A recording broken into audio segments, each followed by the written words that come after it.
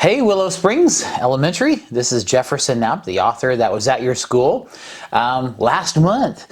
And I had a great time. First off, you guys were a very good audience, and it was just, you have a very nice school. And it was a great day, too. The weather was great. And now today it's all cold and rainy here in Kansas. But I obviously, when I told you that I would answer all of your questions, you guys meant business, and so you sent me a lot of questions, and so I'm gonna give you a lot of answers. All right, so we're gonna start it off.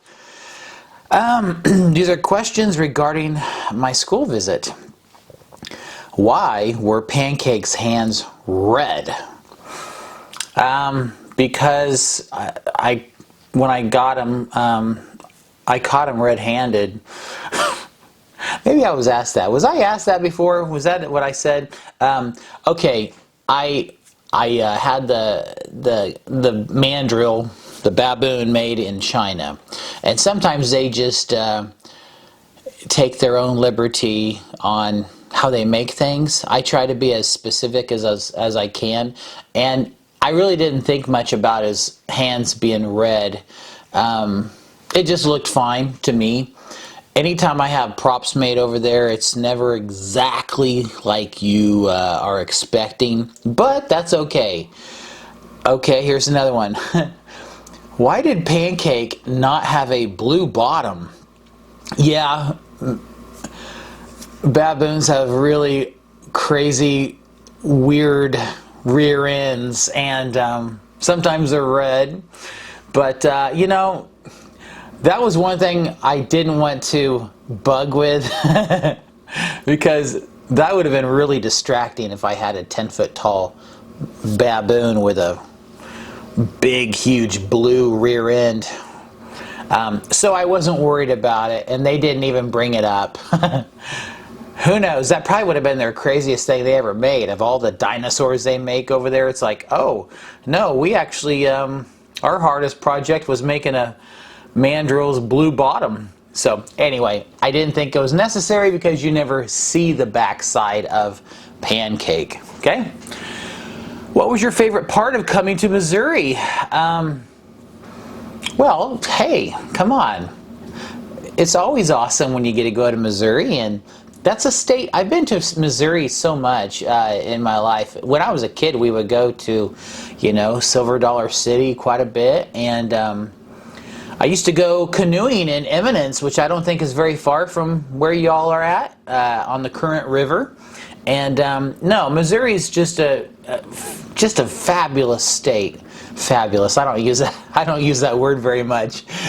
You live in a great state. You guys are so you have it good, and I hope you know that. And if you don't, you need to know that, because Missouri is just a great, fantastic state, and you have great scenery, and sometimes when you live in places you take it for granted, but Missouri is wonderful, and your part of Missouri is just great. So I don't know, I just love driving through Missouri. It's always fun.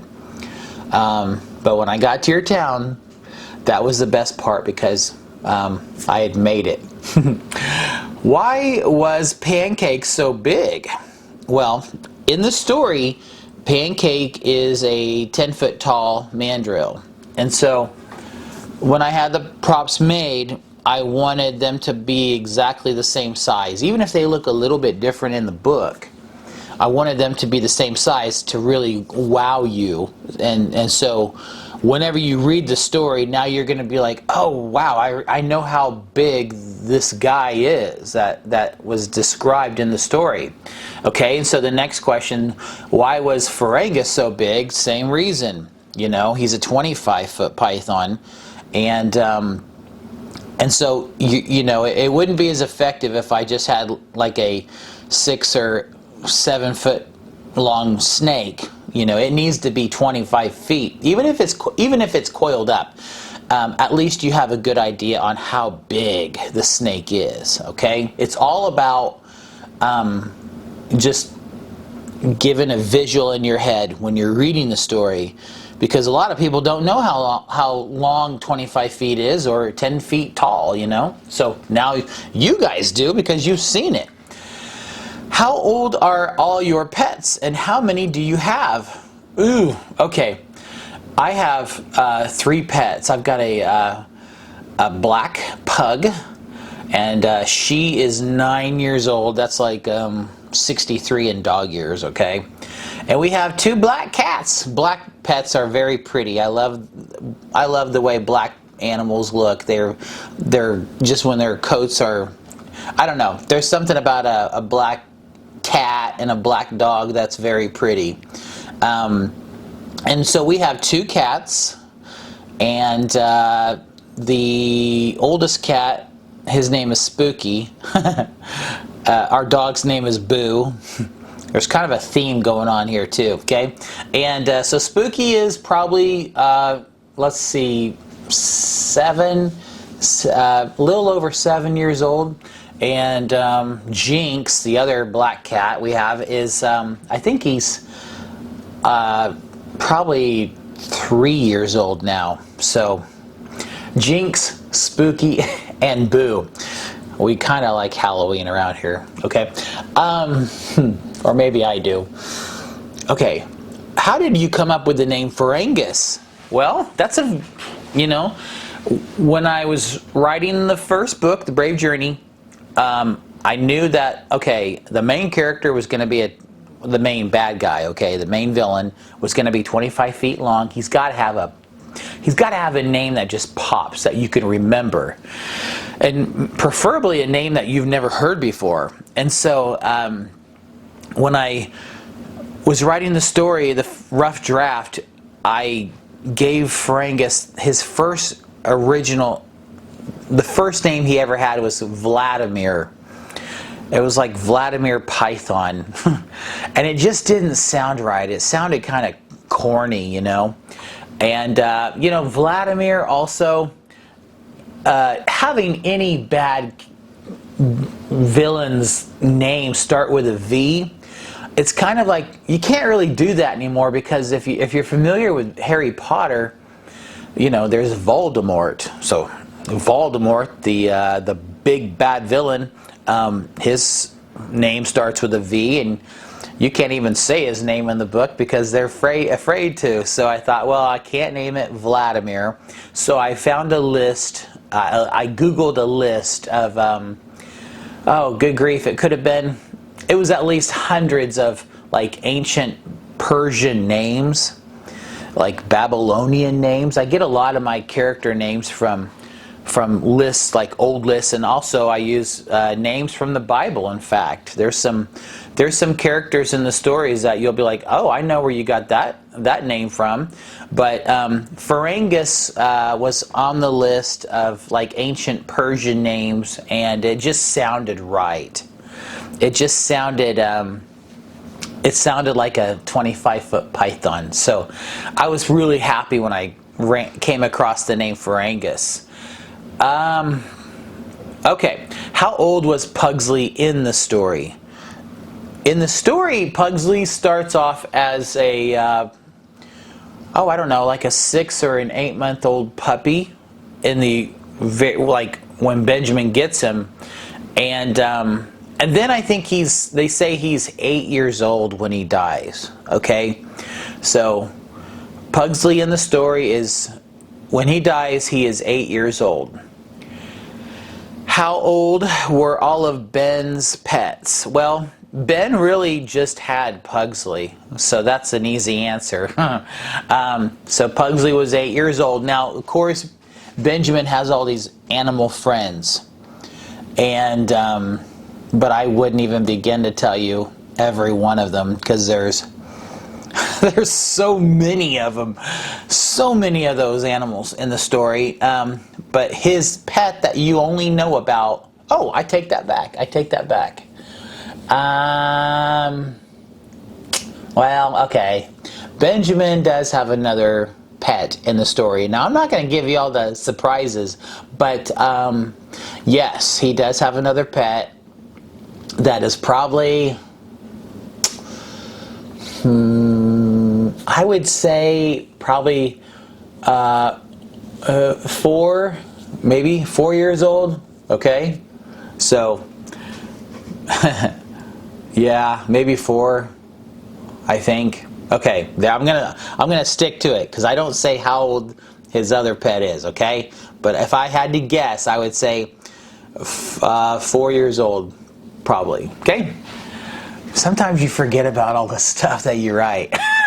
It's crazy. It did start in 2008. Okay. All right. Did Pancake ever make friends with Ben? Whoa. No. No way. Pancake, you know, he is not a friendly. Whoops. He's not a friendly mandrill. Okay. Yeah, you got to read this whole series because, you know, there might be times when you feel sorry for Pancake, I suppose. But boy, he is a vicious guy. So no, he does not want to become friends with Ben. And I'm pretty sure Ben doesn't want to become friends with him. All right? Okay. Why was the animal kingdom in a cave? Because it just, for one thing, caves, you know, a lot of them are hidden. How many caves have we not discovered? Probably a lot. And you know, I live in Kansas, and like I said, this doesn't happen in Kansas. I don't say it in the book. It could happen in Missouri. But where I grew up at, the scenery is, like if there was a cave across the road, and there was just like only one way to get into it, and that was through like that pile of sticks across the road, that would be like believable, all right? I mean, I know it's not real, but that would be one way. And a cave you would never see, you know, if you just lived there all your life and it's like, oh, there was a cave the whole time and we never knew about it because we couldn't get through the fox den. And so a cave just sounded like a nice protected place for over 1,000 animals to all live in. Okay, so that's, and kind of like caves can keep the same kind of temperature, you know, I'm sure they get cold in the winter, but overall, you know, they kind of have the same controlled climate, and if you have a pool of water, a natural spring in the middle, then that's where they could drink from, and they have light from the ceiling shining down, and so it just seemed like a pretty good place for this kingdom to live in. And also there was that natural spring. I showed you a picture of it, but it has a pool of water and the place looks like a cave even though it's not. But I don't know, that place just always looked like a cool place to live. Okay, how did Ferengis move? Well, you're talking about my animatronic python. So when the Chinese company built it, they put a motor in its head and the motor in its neck, okay? But it's like, where's the neck on a snake? Because it's pretty much a neck. They have a long neck. But the part that starts to rise is the part that's right off the ground has a motor, and then its head has a motor, and they just activate. And so I have a remote control that I push. I don't have mind powers, okay?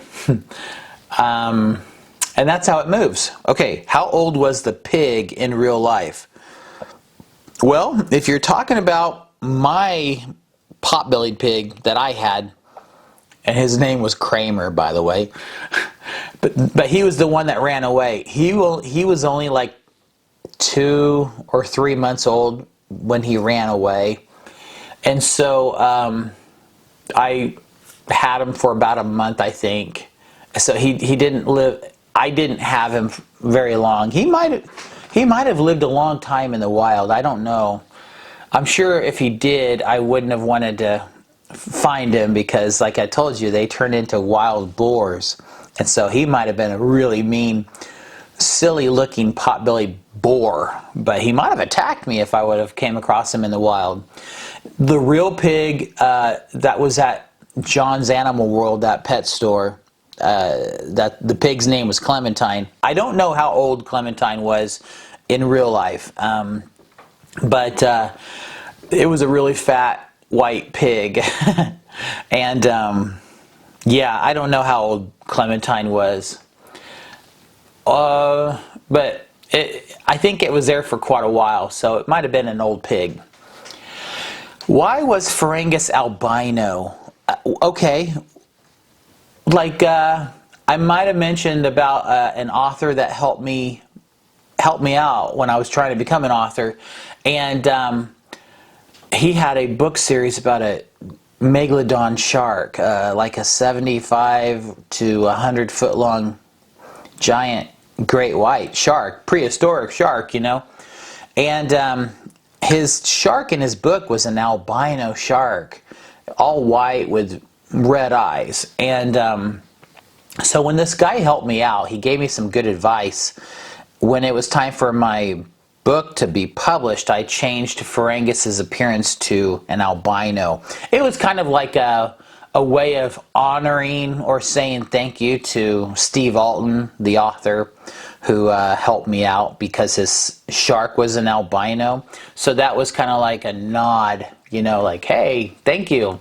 That's why Ferengis became an albino. Plus, it also made him more mysterious because he would stay in the darkness. You know, albino animals, I used to have like albino guinea pigs, and they don't like sunlight. They like to stay in darker areas because their eyes are sensitive, and so sensitive to sunlight. And so I thought if Ferengis was an albino, then you know, he would only stay in the darkness, and that made him even scarier because you don't really see him.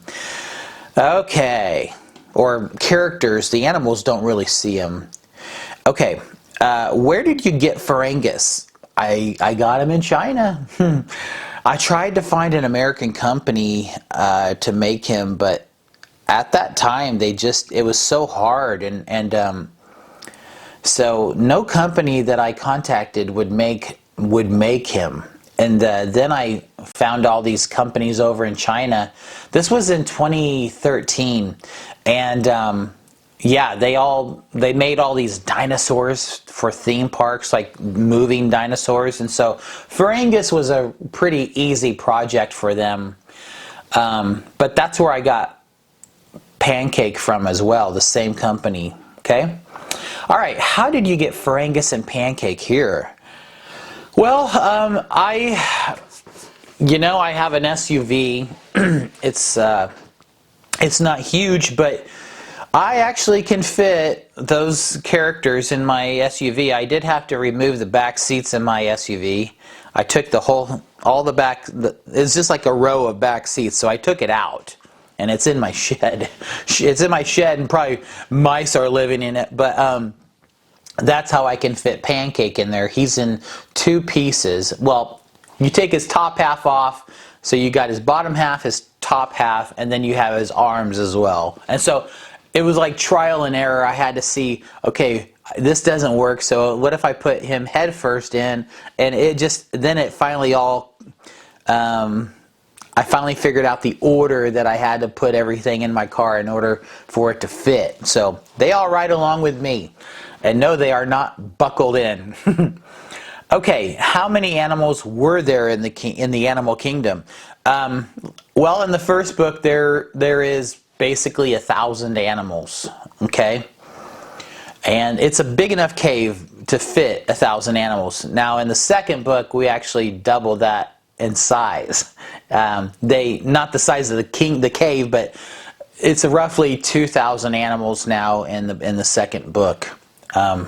Doesn't necessarily stay that way, but between 1,000 and 2,000 animals are in the cave. What is your favorite question that students ask you? That's funny that you asked me that, because that is actually my favorite question that students ask me. It's kind of crazy, isn't it? Doesn't make any sense. All right. You know what? I don't have a favorite question because I, the fact that somebody wants to know something about these books, that's exciting to me. So, or if you want to ask about what I do, that's exciting to me. So, all these questions I love. I just love getting questions. There was a kid that asked if he could give me $1 million, and I thought that was a great question. And I answered him honestly and told him, yeah. Just kidding. But I hope someday one of you kids will ask me that. Okay? No, here would be my favorite question. Someday I hope you ask. Can I direct a movie or produce a movie about your book? That would be a wonderful question to hear. One of you kids someday is going to make these books into movies. I just have a hope that that's what happens. I got it. You know, we have a franchise here. We got to make some money off of it. Okay. Why does Pancake have a tail?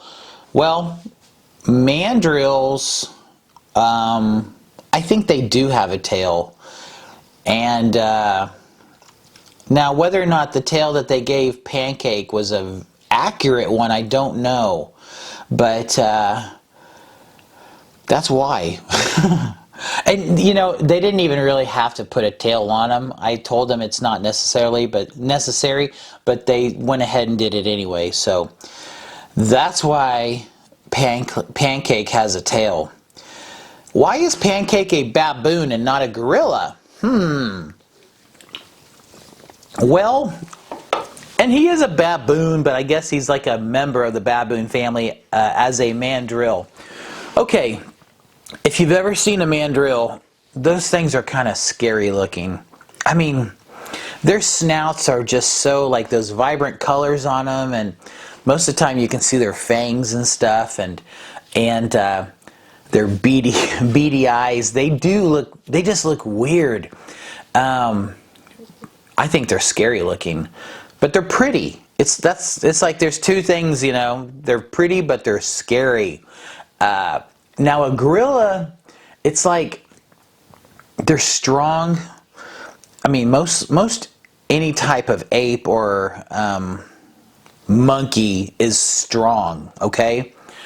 But gorillas are really strong, and a 10-foot gorilla, you know? I don't know if you've ever heard of King Kong, but that's one of my favorite movies, the old King Kong. But he was like 50 feet in the one that I like, and I don't know, it just wouldn't have looked right for a 10-foot tall gorilla, especially in the book, because I also needed the character, the villain, to be like not like a big bulky like a gorilla would be, but a mandrill is kind of skinny, okay?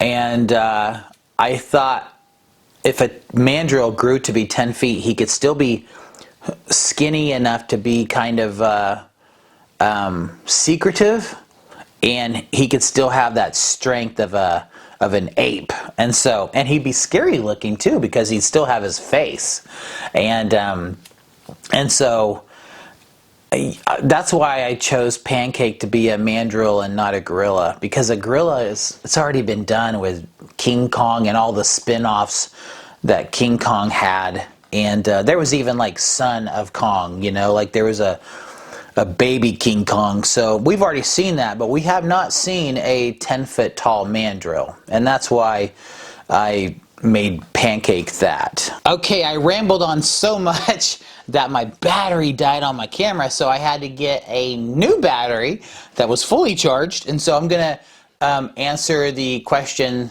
how did you come up with the name Pancake? Okay, so the mandrill, his original name is Kitty. It's not spelled like kitty, like a cat, okay? But it is pronounced that way, but it's spelled K-I-T-I. And that is a Swahili word. That's like an African language. And it does have a meaning. There's a reason why his name is Kitty. But in the book, Pancake, or Kitty, likes to eat pancakes, okay? And so it's kind of like a playful name that they give him. So you read all the books and you'll find out, okay? So Pancake just seemed like a playful name on a really scary creature. And that's why I named it Pancake. Does Pancake the statue move? The prop that I brought to your school? No, he does not. I thought about making him animatronic, but I'll be honest with you.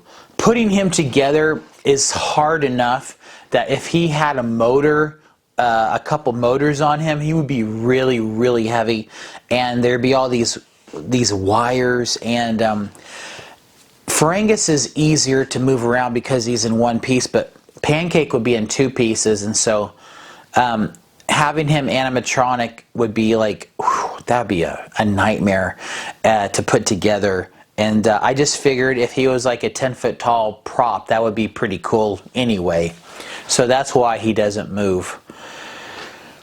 Do you still visit with your old principal, Mr. B, the one that I showed you that saw the back cover of book 4? No, he passed away, I think a year after that book came out. So we're talking, he passed away probably in 2016, something like that, maybe 2017. So I didn't get to see much of him through the years. I'd run into him, and I know he would eat breakfast at that cafe there in that small town that he's on the back cover of. So, and my parents would still talk to him and run into him, but nope, I don't get to talk to him anymore. Why does Ferengus disagree with you? Well, that's just the way he was made. He was just created to be pessimistic, I guess. He's got a negative outlook on life, I guess. I don't know. They just made him move his head back and forth. Well, I don't know. But if he was real, he would probably disagree with everything I say anyway, because he's the bad guy, right? Okay. Do you hate snakes because you got bit by one? No, I never have been bit by a snake. That would have been scary if I had been bit by a snake. My mom is scared to death of snakes, especially when I was a kid, and she would just freak out if she saw a snake outside. She'd run into the house and tell me to take care of it, okay?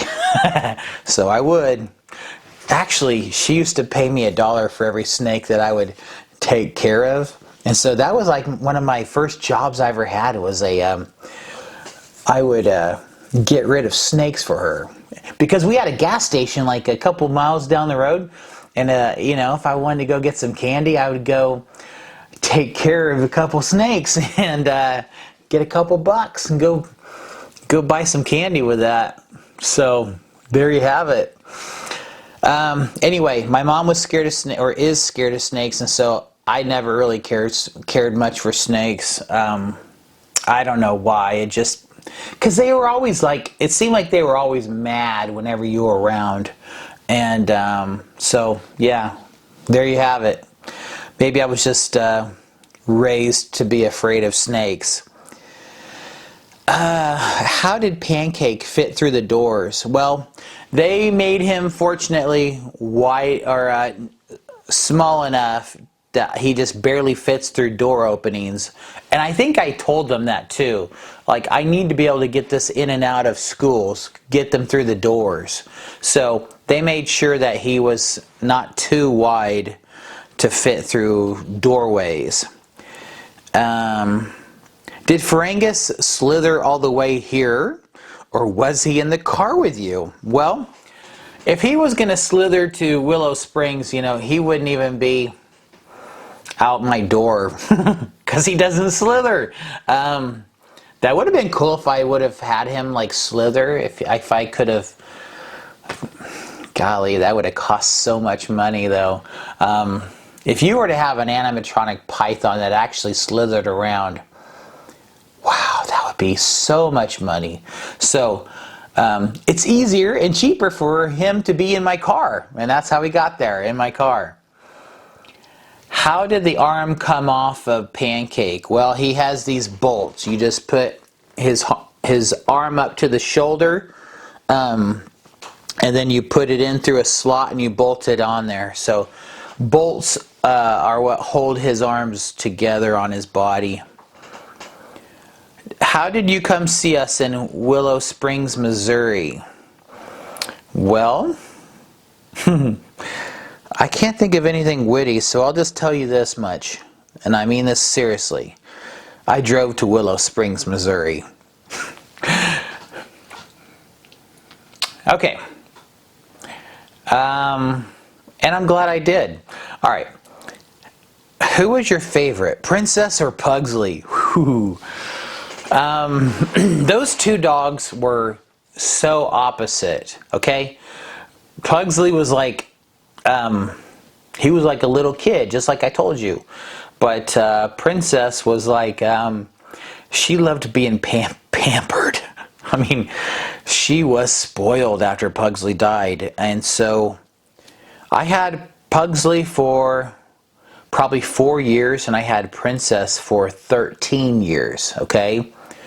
And so I didn't get to have Pugsley as long as I hoped for, but Princess was there for a long time, and they both were special dogs, okay? I really loved both of those dogs. But Pugsley might have been my favorite just because he was the one that created, you know, kind of gave me the inspiration for this series, you know, and so I have to thank him for helping me come up with this series based around him being a secret king of a kingdom of animals. So maybe Pugsley, but I love Princess too, but she's gone as well. Do you do the animatronics for Ferengus, and if so, how long did it take? No, I did. I'll tell you what, I am horrible at doing any kind of robotics or electronic stuff. I leave that to the experts. And so the Chinese company, that was probably a very easy thing for them to make, and so I just paid a Chinese company to make Ferengus animatronic. Did you build Pancake? That's the next question. Nope. If I did, it would look awful. So the Chinese company made Pancake. I knew they could do it too. And how did Pancake fit in the cave? Well, that's just assuming Pancake did fit in the cave. Maybe he didn't. Maybe he's never been in the cave. But could Pancake fit in the cave in the book? Yeah, he could fit in there. He could make his way through the tunnel. It's big enough. It might be a little snug, but he could do it. There's also an opening at the top that he could fall in through. But he has never been in the cave in the book. Okay? Why did you decide to bring Pancake to school visits with you? You know, he was bored at home and he wanted to come along, so I gave in. He's a character in my story, and I thought maybe kids would think it's cool to see a 10-foot-tall mandrill in their school, especially since he's one of the big bad villains. And so that just seemed like a good idea to have Pancake as a prop in your school, so you can, the more visuals I can give you kids, visuals from the stories, the more it comes to life. And it's even good for me to see this mandrill, because that just I like seeing the stuff that I write turned into something physical you can see, and Pancake is definitely something physical you can see. Okay, now on to the next set of questions. Questions about being an author. How many times did you mess up on the books? Well, you have to, good grief, you're never finished, okay? Like I told you, I think I reread The Brave Journey over 20, could have been 25 times. I read it so many times I was sick and tired of it. Because when you read something over and over, or when you listen to your favorite song, you know, you hear a song and you're like, that is awesome. So you just listen to it and listen to it and listen to it, and then it's like, okay, it wasn't as amazing as when I first heard it. But okay, I guess I'm trying to answer this question, but I messed up a lot, a lot. It never was perfect the first time. It wasn't perfect after the 20th time. You know, you can keep going over your work and you discover, oh boy, I missed that little word, or it's a typo or whatever. And so, but you want to make it as perfect as you can too.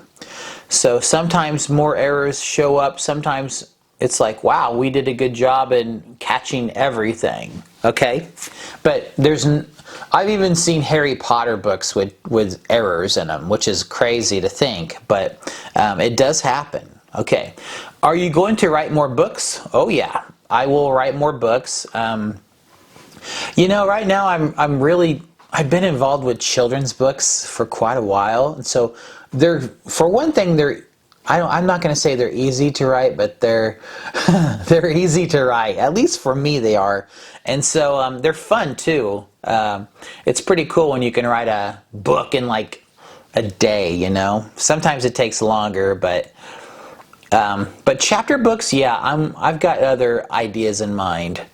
Is it hard writing books? Yeah, it is if you are not disciplined, okay? And the older I get, the less disciplined I am. You know, you get distracted. You got a computer in front of your face and it's like, oh, let's see what's going on YouTube. And then YouTube knows exactly what you want to see, so that it's like, hey, you enjoyed that video, what about this video? And so you can easily waste a whole day being distracted. But that's the hard part about writing books, is that you just have to be focused on it and just allow yourself so much time in the day to write. If you tell yourself, I'm going to write a chapter a day, I mean, you know, if you just did that, it could be done pretty easily. But the problem is you're like, oh, I should be writing a lot of chapters, but it doesn't happen. Okay? So be focused if you want to write a book, and don't set unrealistic goals or expectations when you're writing a book as well. You have to pace yourself. Okay, have you written anything else? As far as chapter books, I have not. These 6 books in the series they've kind of taken up so much of my time for the last almost 16 years, okay? So, yeah, that's been my life for since 2008. The Kingdom at the End of the Driveway. That has been the focus of my career. What is your favorite part of the Brave Journey? Well, golly, I love when they come across the raccoons in the forest. Like I told you, that character Marlin, he's my favorite, the big fat raccoon. But when they reach Ferengus's barn, I couldn't wait to get to that part, because it was like, that was my first time writing a scene in a book that it was like, okay, this is it. This is where we've been trying to get to the whole time, and so let's make this as good as possible. And I hope I accomplish that. You'll have to read it to find out. What was your favorite book in the series to write? Ooh. Every one of these books has a very special place in my heart. And you know, the first one was so exciting because it was like, wow, I actually wrote a book, and I'd never done that before. And but each book, it was like, oh wait, I can't wait to get to this book, because there's something I want to write about that I want everybody to know. And so every book is like, there's something in it that I can't wait for you to read. And the final book, book 6, The Empty Throne, I mean, that was the one that I was like, from the beginning, I couldn't wait to get to that final book. Because I knew one of the last scenes in it was going to be really powerful. And so, yeah. So, my favorite book in the series to write? I mean, maybe The Brave Journey, only for the fact that it was my very first book ever. And when I actually had the book in my hand, and I saw my name on it, and I saw the title, and I knew what the cover was going to look like, but just holding the book in my hand, it was like, this is so unbelievable. So, maybe The Brave Journey, but they were all special. Do you write multiple books at a time? No, I can't do that. I know some authors do it, but I have to be focused on one thing only. Ugh. I don't know how everybody's so different. If you write more books, will there be new villains? Well, in the series has ended, if that's what you're asking. And so,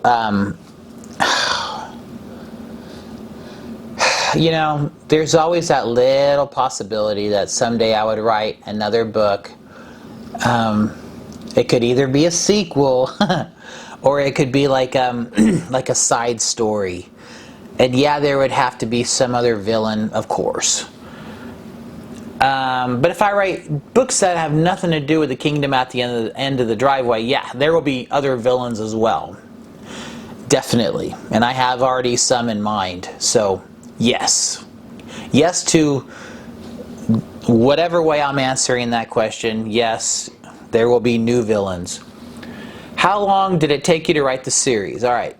I started in July of 2008 when I started writing The Brave Journey, the first draft, and I finished writing the last book. Well, it was in 2023. I think I finished the first draft in what is this year? We're in 2024. Okay, Halloween of 2022, I finished the first draft of The Empty Throne. Now, I had to revise it quite a bit, so go over it and everything.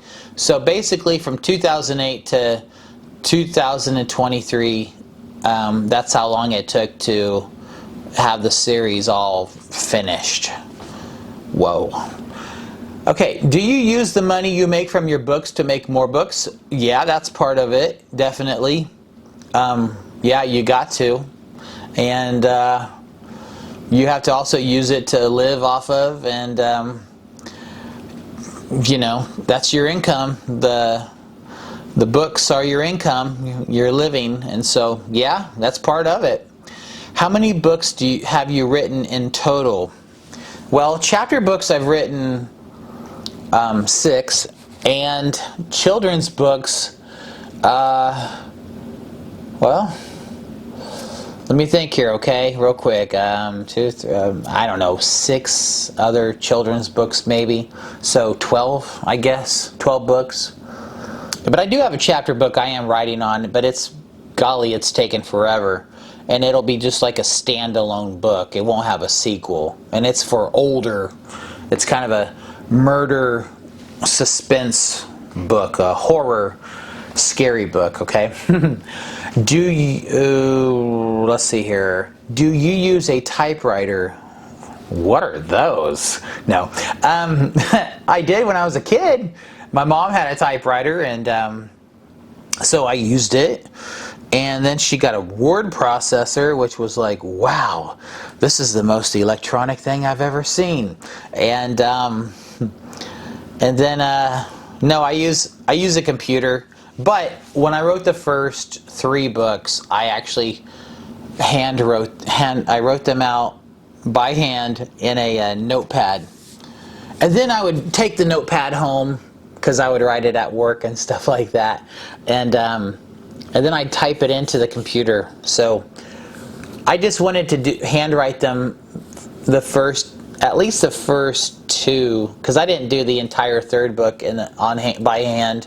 But I wanted to at least have a physical copy of my writing of The Brave Journey. So I'll sell it to you for $1 million.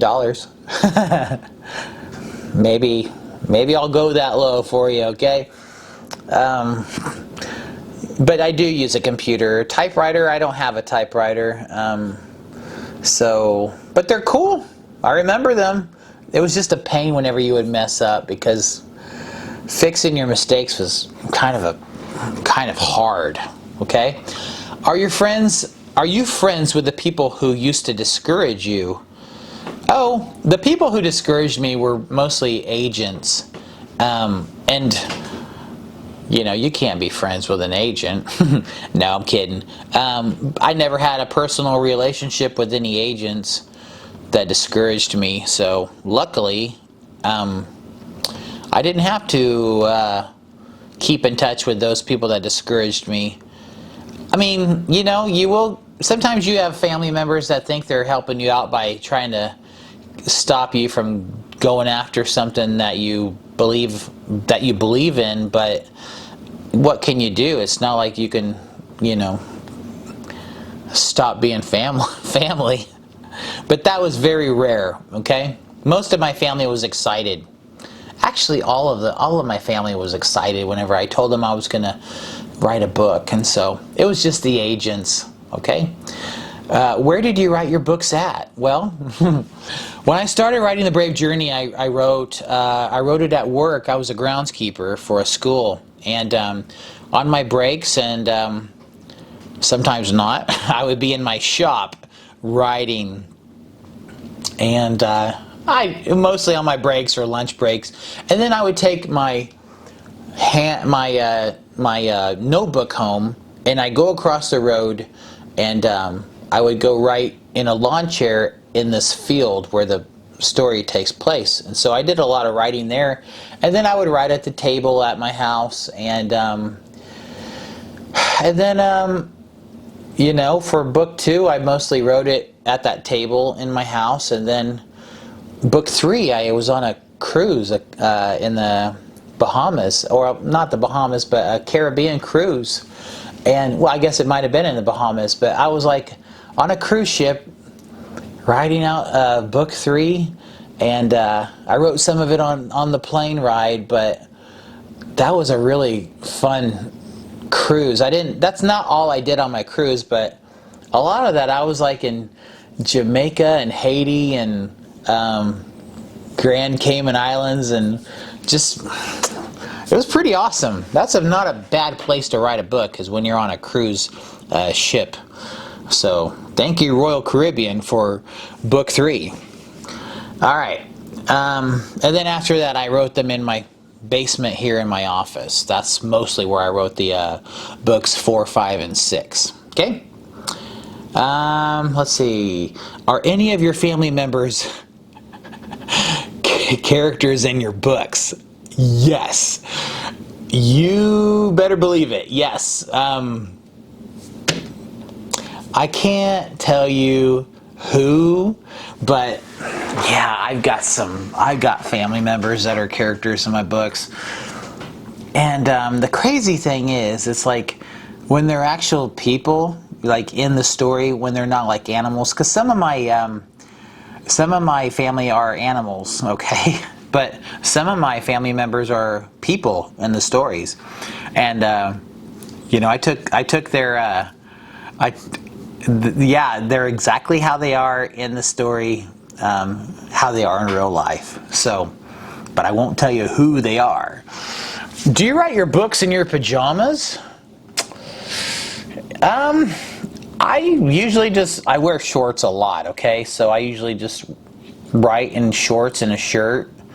I don't wear a suit. I just wear casual clothes when I write. And so, yeah, if I wanted to be in my pajamas, I could. But my question is, pajamas aren't very comfortable though, so I'm just usually in shorts and a t-shirt. That's kind of what I wear. Even in the winter, I'm in my shorts and t-shirt. Okay? Questions about Mr. Knapp. How old is Princess if she is still alive? Princess, died right before Christmas of 2012. Okay, so we're talking like a long time ago. 11 and a half years ago, I suppose. And so she was 13 years old, and that's like a 91-year-old dog. But yeah, she's been gone for quite a while. She died of old age, you know. She wasn't ran over or anything like that. Do you have kids? If so, how old? Yep, I've got a stepson who's 27. He better be 27 because I've been saying he's 27 for the last 3 years. So I think finally he's 27. And I have an 11-year-old daughter. So those are the kids. Why wasn't the fox den full of thorny bushes like the real one outside your childhood home? I don't know. I guess I wanted it to be easy for Benjamin to be able to go in and out. So if those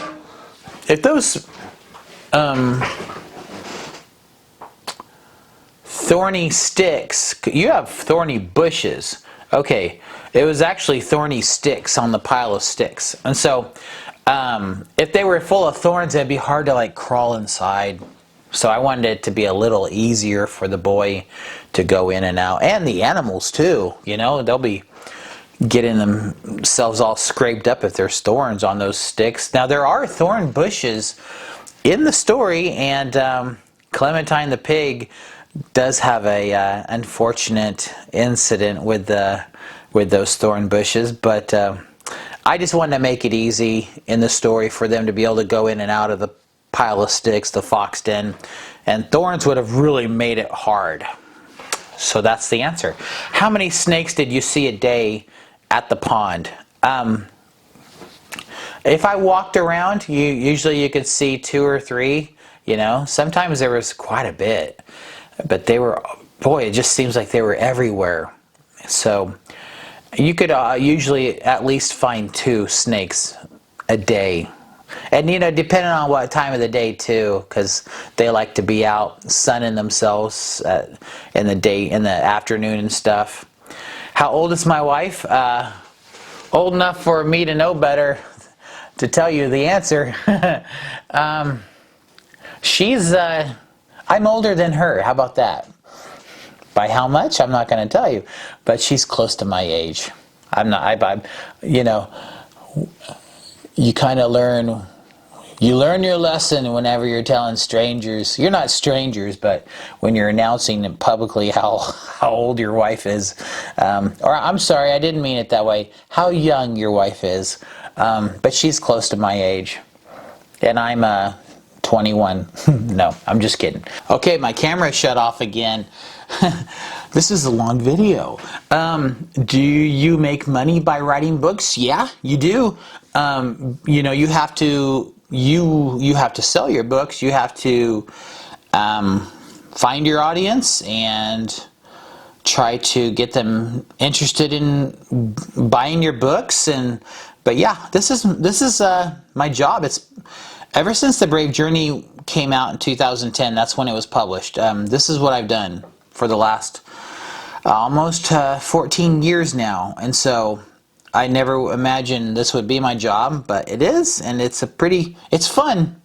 It's a fun job, and I hope I can always do it. So, what is your favorite book series besides The Kingdom at the End of the Driveway? I really like the Harry Potter books. That was a great series. I liked the Chronicles of Narnia books, and they were shorter than Harry Potter too. They're actually more, I think, close to my page count each book. You know, they're roughly, and maybe mine books are a little bit longer than the Chronicles of Narnia, but anyway, it's kind of nice when you have a shorter series of books that you can get through. And Harry Potter, I think I've only read it one time, the series. But it was good. It was really good. I know there's other books I've read that were in a series, but those 2 might be the ones that I remember the most. Okay. What was your favorite book as a child, well, you just hang on a minute. I got to grab it right here. Now, my first book that I would always check out at the library when I was a kid, I found this. It's called The Mystery of the Loch Ness Monster. And I found it on Amazon. And it's only like, well, it's like 115 pages long. It's not like a story. It's more like a you're learning about the Loch Ness Monster. But that's what it looks like, the cover. And I loved it. I checked it out like every time. I'd return it and then I'd check it out again. And it was cool when I found it on Amazon. And so that was my first like one when I was really little, and I would go to the library every like Thursday or something like that. And then when I was in 5th grade, I found a book at the library called Dr. Dredd's Wagon of Wonders. And this book was so fun. It was about a Dr. Dredd. He's got this carnival that comes to this small town in New England, and he's got all these carnies, you know, the people that are part of the carnival. You know, I don't know if there was like a bearded lady, but there was like a really strong wrestler and a young man who could summon, like, make the weather change and stuff like that. And the Dr. Dredd was like the evil guy, and he was the ringleader. So this was such a cool book, and it actually inspired me for my 4th book, The Traveling Carnival. It's not exactly like it, but if you were to read Dr. Dredd's Wagon of Wonders, you'd be like, oh yeah, he must have. And then you read The Traveling Carnival, you would see that I enjoyed this book when I was a kid. Okay. So it was a really good book, and I found it on Amazon as well.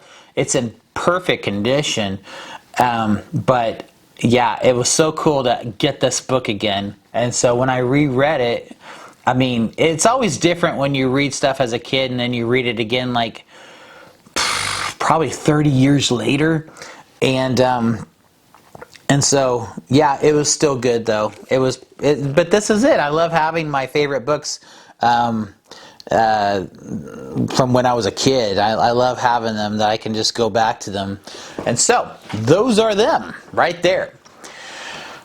Who was your favorite teacher as a kid? Well,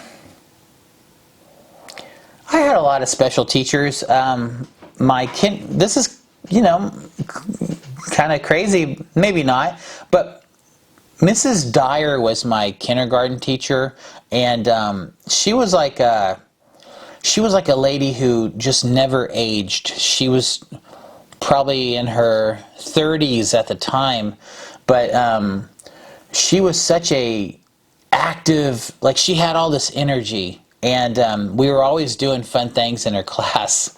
And so Mrs. Dyer might have been like the one I just really remember the most. I remember all of them. I mean, I don't know why I said that, but she was a lot of fun. When you're in kindergarten, you should be having a ton of fun in class, and we did. And like, she would on Halloween dress up like an old man, and she had like an old man mask and everything, and we were always like, we didn't know it was her, you know. And it's not like she tried to scare us, but she was scary, and maybe she was trying to scare us, but she just made things so much fun. So much fun. And I actually put her in my books. She is in the 2nd book, The Rightful Heir. If you read it, that is exactly how she acted. She ended up dying in a car wreck right before The Rightful Heir was published. And so, fortunately, my mom worked with her, because my mom was a teacher, and she had Mrs. Dyer read the parts that she was in the book, and she loved it, I guess. And so that's what you want to hear, you know. You want all these people that you have as characters to read about themselves in your books. And so she was actually really happy and excited that she was a character. But then the car accident happened, and you know. But However, when you read book 2, that is Mrs. Dyer. So it's almost like I get to keep her around by having her in the stories. So that was a lot of fun to do that. So yeah, probably Mrs. Dyer, my kindergarten teacher. And Mr. B, that old man, he was my kindergarten principal. So I also have my first grade teacher in there as well. Yeah. So, okay, that looks like all the questions. So Willow Springs, I don't know how much time this video is going to be. I think it's going to be a nice long video for you to watch, but you guys were a great school. I really appreciate you, and thank you for all the questions, and maybe I'll see you again down the road. And again, if any of you are ever a movie producer, director, anything, and you want to if you think these books would make a good movie someday, I hope you don't hesitate to reach out to me, and golly, that would be so much fun, wouldn't it? So maybe I'll see you down the road, but if not, you guys were so much fun, and I will never forget you. So you have a great rest of your school year.